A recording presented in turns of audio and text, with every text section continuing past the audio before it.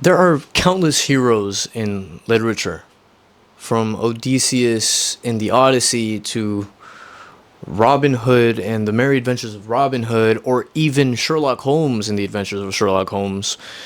These characters have always represented a very interesting facet of society. Odysseus defeating larger than life opponents, Robin Hood robbing the rich and giving it back to the poor, and Sherlock Holmes solving these mysterious crimes.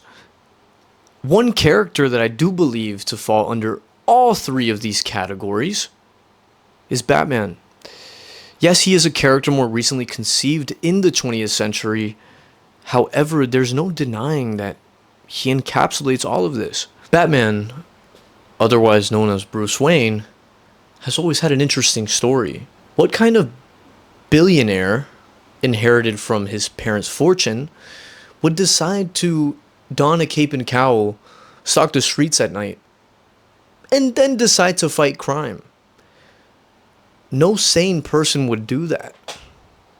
But maybe that's the point. Batman is the most important hero, the most definitive hero to be conceived. Coming to terms with the psyche of the human mind, bringing awareness to corruption, and overall being the most effective example for people, Batman is the example. Bruce Wayne's origin is very tragic. While leaving a movie theater, specifically Zorro, him and his parents were walking down an alley when they were gunned down by a stranger that robbed them. However, the survivor was none other than 9-year-old Bruce Wayne.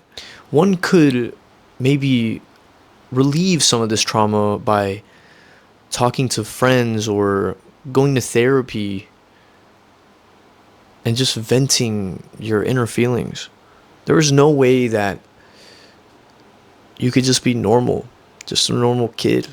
Traveling around the world and learning various fighting styles, studying at several universities in different countries, and learning different languages, Bruce Wayne decided to work on this trauma by learning.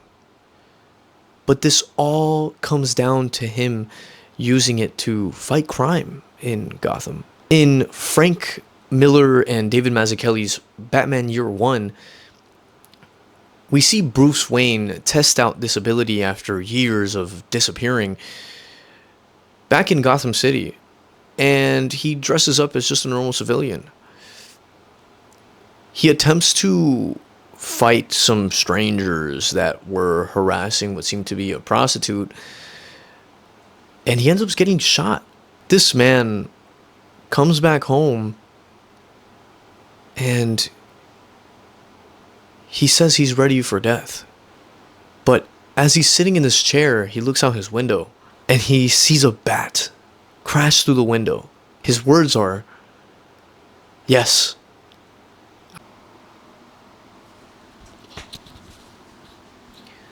Becoming a bat isn't the most realistic thing. It's pretty exaggerative. However, it's not far from what we would do as humans. Escaping reality through imagining ourselves as something else. Bruce's choice to become a masked vigilante isn't the most surprising, especially when it comes to unleashing this trauma and trying to relieve this tragedy from your mind. Choosing to fight crime in the place where you believe that this problem stems from makes sense to a person like Bruce Wayne. In The Politics of Vigilantism by Regina Bateson, she splits vigilantism into several different categories. It's like a spectrum.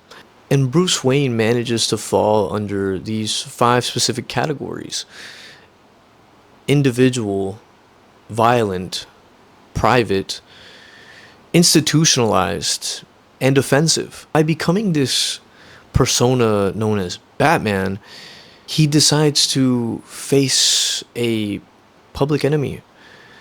And it is very well thought out. And he proactively goes to fight in the street against these criminal elements.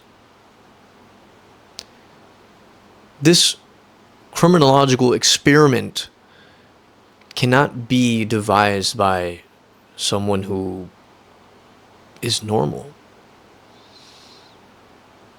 However, the effects of this, the irony of a billionaire becoming this force of nature to fight for good, is pretty incredible. This is why Bruce Wayne makes for a compelling character. He's not just some binary do-gooder. He's a guy with emotional baggage. It's sad that this person's trauma... It's sad that Bruce Wayne's trauma led to him having to become this crime fighter because he lost his parents in an alleyway. However, he decides to reuse this tragedy and at least use it for good. This is why the idea of Batman, Bruce Wayne, and his psyche is such a great way to connect with an audience, because we can all feel the need to do greater after a tragedy, and the story of Batman does that well. After dealing with the complexity of one's mind and soul, comes to dealing with the real life issues of corruption. A very specific example occurs in 2022's The Batman, directed by Matt Reeves, in which a district attorney has to remain hush-hush over an informant that, if leaked to the press, could be dangerous to the entire city and could expose them as corrupt. And that's the best thing about a character like Batman, that we could face off against these corrupt politicians, and we can make it known that as long as we have faith in a quest, that we won't back down against this injustice. Batman proves to be not just a bystander or a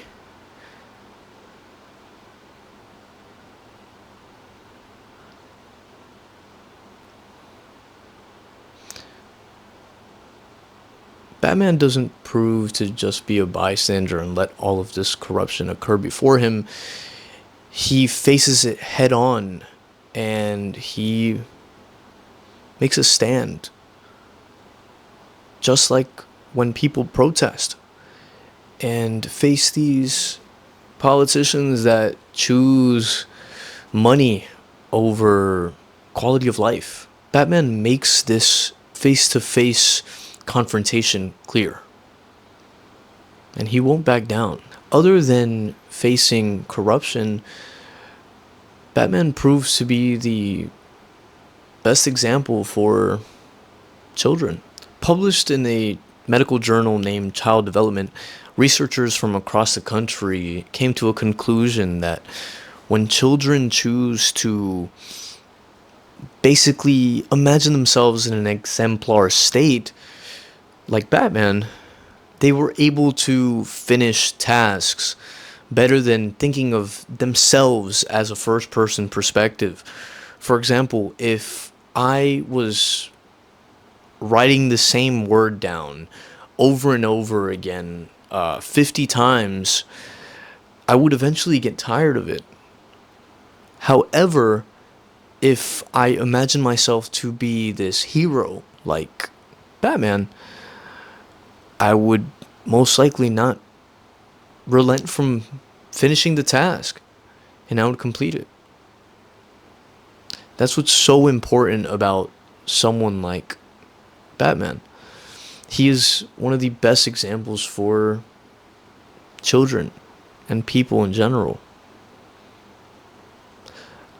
Another study from 2025 showed that when there was a person dressed as Batman next to a pregnant woman on a subway train, people were more likely to offer this person, people were more likely to offer the pregnant woman a seat than without Batman being present. It's interesting how the presence of a hero like Batman can influence good actions among people. And that's what's so important about the character of Batman.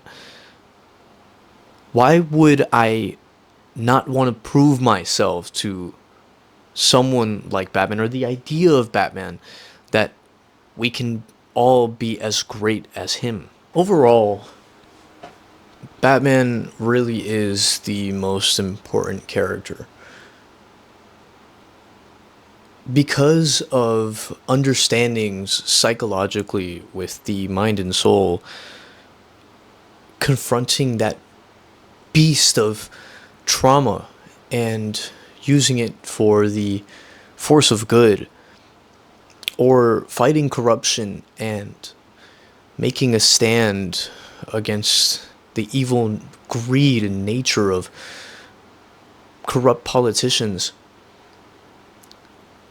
and also being the best example of how to endure and